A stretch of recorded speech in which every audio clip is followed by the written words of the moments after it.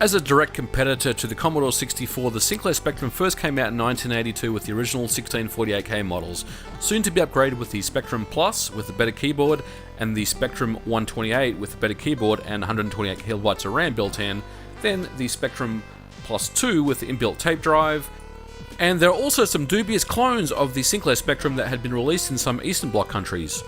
But today's review is all about my Spectrum, the ZX Spectrum Plus 3. Now, the Spectrum Plus 3 was released in 1987 by Sinclair, and it's the successor to the Spectrum Plus 2. It features 48K of Spectrum Basic as compatibility mode, and also the more extended, powerful 128K of Spectrum ZX Plus 3 Basic. Has a 58-key full QWERTY keyboard with plastic keys rather than the original rubber keyboard. And the CPU itself is a Zilog Z80A running at 3.54 MHz. There's 128 kilobytes of RAM built in and 64 kilobytes of ROM. And the Spectrum Plus 3 came with a 3-inch floppy disk drive, and it was the only Spectrum model that came with a floppy disk drive. Looking at the unit itself, on the back here we've got the tape port, the microphone input for the tape recorder, TV output for RF modulator and composite type video, RGB output, auxiliary port, and an RS-232/MIDI connection, expansion I/O for any number of Sinclair expansions, power supply, printer interface, and disk drive B interface for an external disk drive. And moving to the side here, there's nothing on the right hand side, just a couple of screws with one missing. And there's the floppy drive itself. It's a 3-inch floppy, so it's not compatible with a 3.5-inch standard floppy drive. And there's the keyboard itself. And on the right hand side is the joystick ports 1 and 2 and the reset button. Now, in the old days, the way that you would load Spectrum games was using a tape drive like the one in the video right here. And here is an example of a game that's loading currently, and it's also interesting to mention that the video in this particular piece has been sped up significantly.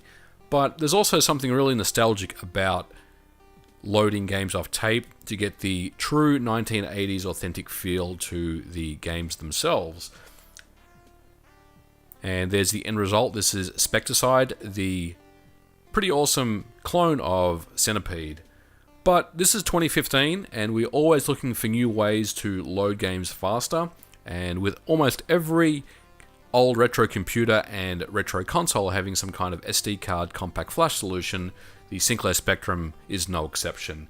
And what we have here is the Spectrum Z80 IDE solution, and that allows us with the custom ROMs that are shown there in purple to load games off a compact flash adapter.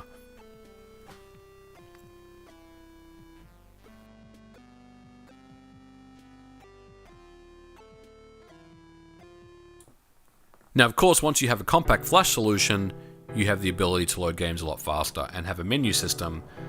And here's an example of the one that I have on my particular system, which loads extremely fast, as you would expect for very, very small games that need to fit in 48K of memory.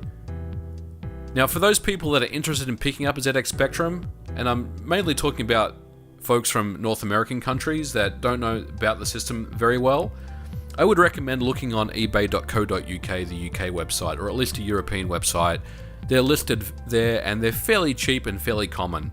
Now, of course, as I mentioned in the start of the video, there's a whole bunch of different Spectrums you could potentially pick from. Now, the cool part is there's IDE and compact flash solutions for all of those particular models. It just depends on what you're looking for.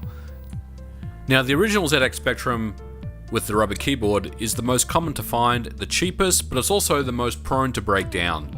So keep that in mind.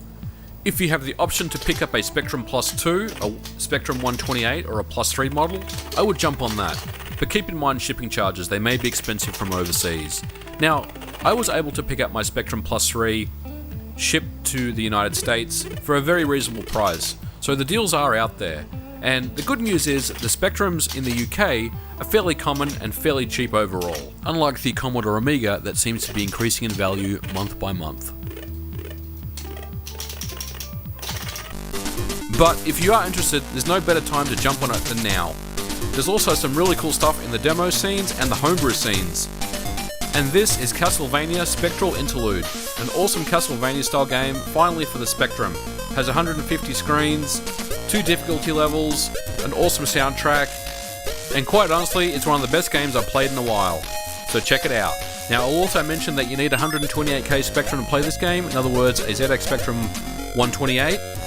A +2, a +2A, or a +3 will play this game. Otherwise, you're out of luck.